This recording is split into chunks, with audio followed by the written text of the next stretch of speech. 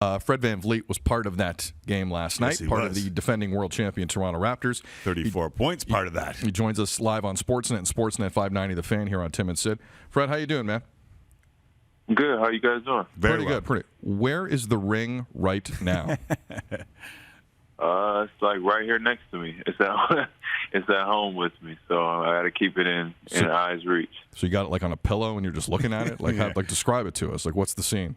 Yeah, I'll probably put it in like my son's crib or something when he's not in there, something like that. So is there like the thing that when we grabbed the replica, looked at it, I'm like, man, there is a heft to this replica. I wonder what the real thing is like. Does it feel like a sofa bed when you pick it up? Yeah, it's like extremely heavy and just bulky and just it takes a big chunk of your hand away for sure. Everyone's loving the ring. Is there anything you don't like about it? Is there any critique you would like to make? Because I know Kyle kind of ran point on this from an artistic standpoint. Is there anything about it you would change at all? No, I wouldn't change it. I wouldn't change anything about it. I wouldn't change it. I think maybe if I could go back a few months, I would order like a bigger size so I have more room on my hands. Right. But other than that, it's just it's perfect. And as two guys who got fat as we got older, it gives you a little more leeway as well when you get the bigger size. True. Yes. Yeah. Like I do with my belt. I'm already running out of room with this one, so I have to make sure I keep my weight down. I got a weird one for you. There was a really cool shot of you gripsing up the Larry O'Brien just after the ceremony before tip, almost like you and Larry had a moment. Do you even know what I'm talking about? And if so, can you tell? Somebody sent me a picture of it today. That's the only reason why I know what you're talking about. Yeah, the picture we have is amazing. The video we have is amazing. Fred, you look like a Jedi Knight staring into it, like it has some kind of special power. Like, was there anything going on in your head? Were you saying goodbye? Were you saying I'll see you in a few months? Were you? Yeah, that was kind of like psychic, telepathic. Just like, all right, brother, I'll see you in June. That's all that was. Yeah, this isn't goodbye. This isn't goodbye. Yeah, this is to put that see you next time. into the universe. Right. Yeah, for sure. You got to speak into existence. Awesome. All right. And you've done that before, so maybe you will be speaking. We'll play this back if and when you get there. For sure. Fred, which teammate handled that the worst last night? Who was the most immature of all your teammates? I don't know. I think everybody's pretty good. I think we got mostly adults on our team, so I think the guys everybody kind of handled it in their own way. The older guys are obviously they relish it a little bit more probably than we do, just because they've been around so long, and Serge has been there once and hadn't won. Mark has been around forever, and that's his first time to the final. Same thing for Kyle. So I think they kind of realize it as like, that was their shot, and I think us young guys are a little arrogant to the fact that we were like, all right, we're going to go get another one. You know what I mean? Yeah. That's awesome. Ignorance is bliss sometimes. Yeah, for sure. Last night, Fred, the thing that stood out to me in the arena during that ceremony last night, you got one of the biggest ovations. Mm-hmm. And the relationship between you and this fan base has accelerated very quickly. What did that mean to you?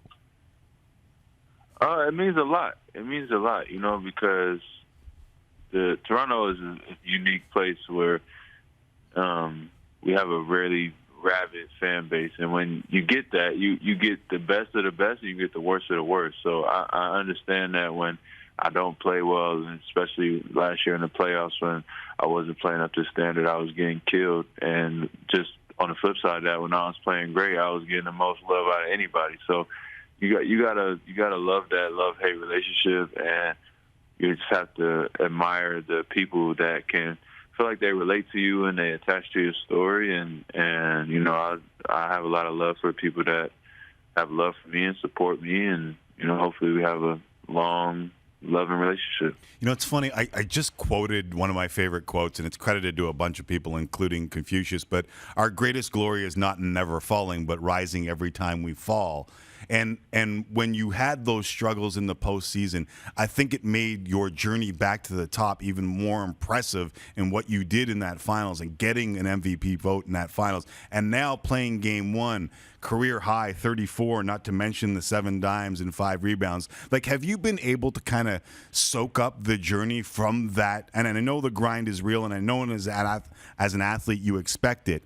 But have you been able to soak up where you came from to where you're at right now? Because it seems like in a matter of 6 months, you have gone from, the lowest of the lows to near the highest of the highs.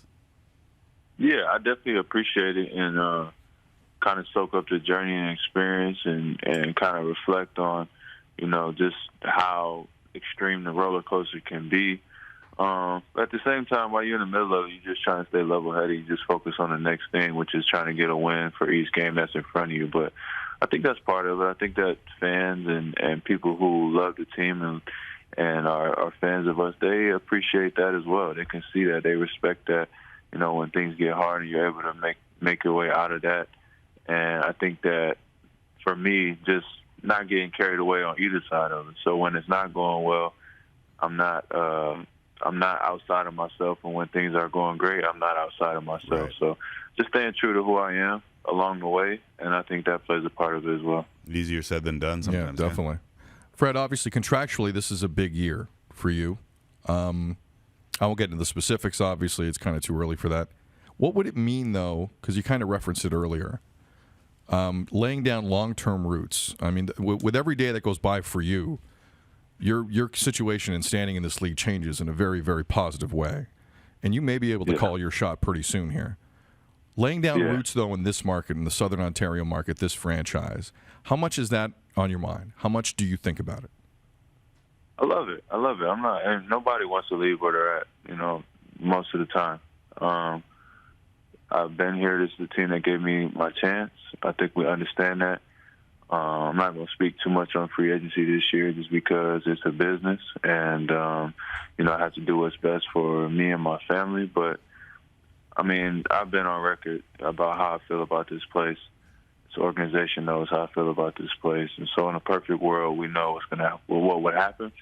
But I'm just so focused on this year and trying to be the best that I can be for this team. And then we worry about the rest of that stuff in the summertime. I got to be honest, you had some of my favorite quotes of the preseason. In fact, before we went down to Jurassic Park yesterday, Sid can back me up on this, I was reading a few of them out loud in the newsroom just because I liked them that much. You went for like 5 minutes. Seriously. I did. There was the Kawhi saying, if he leaves, we just got to kick his ass. And maybe it's because I fancy myself as a hard worker or someone that works his ass off. But the other one that got me was about the Instagram workout and about how being too cool doesn't work in the NBA, and how you had a conversation in the summertime when everyone's kind of energy was lacking, and you just kind of said, it's not going to get it done. We work here.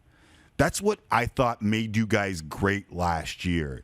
Was last season a confirmation that you got to work your ass off in order to be successful in the NBA, or was there some sort of realization along the way that if you guys are going to be great, it's the hard work that will do it?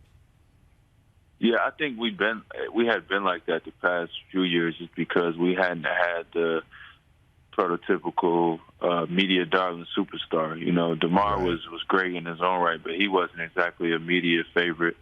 People don't put him in that conversation. But to get Kawhi, who people loved, and that guy just came to work every day. He didn't say nothing. He worked his butt off, and he didn't get excited, and he didn't get down on himself.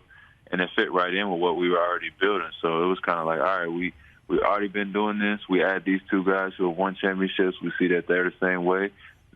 Let's just keep building on that. And you saw that throughout the playoffs where there were times when we went down 0-2 or we got blown out or whatever the case may be, and we just kept pushing on, or we were up and we didn't get carried away. And we just had a really good focus. And I think that's what you got to do. You got to set a goal, and whatever that goal is for your team or individually, just focus on that and don't worry about all the other stuff. A lot of guys get caught up in social media or media in itself and worrying about what people think. And the only thing that matters is the results. Right. More concerned with your character than your reputation. Absolutely. I'm with that. Fred, before we let you go quickly, you gave the fan base a heart attack when you kind of turned your foot a little on the camera guy. I don't want to get the camera guy in trouble because he was told to sit there. Yeah. But are you okay? And is the Boston game in question in any way? You're going to play Friday? I'm feeling okay. I'm feeling okay. Get another day of treatment tomorrow and see how I feel. But more often than not, it takes a lot to keep me out of games. So we'll see. Seen. Yeah, we'll see. We've We'll seen. see. I can't give you a definitive answer right now, but I'm feeling a lot better than I thought I would feel after going down last night. And I know that guy didn't try to do it by any means, but it was a very frustrating moment, obviously. Yeah, maybe we can move the camera guys Maybe back we just a move it little back bit, just a little bit. I don't want to get him in trouble. Yeah, It it's wasn't not like his you call, played but- 44 minutes or anything. Oh, wait a second, you did play 44 minutes. Fred, listen, congratulations on the championship again, the ring, the journey, all of that. You've always been very kind to us with your time, coming in the studio or talking to us on the phone. We really appreciate it and wish you the best moving forward. All right, thanks, fellas.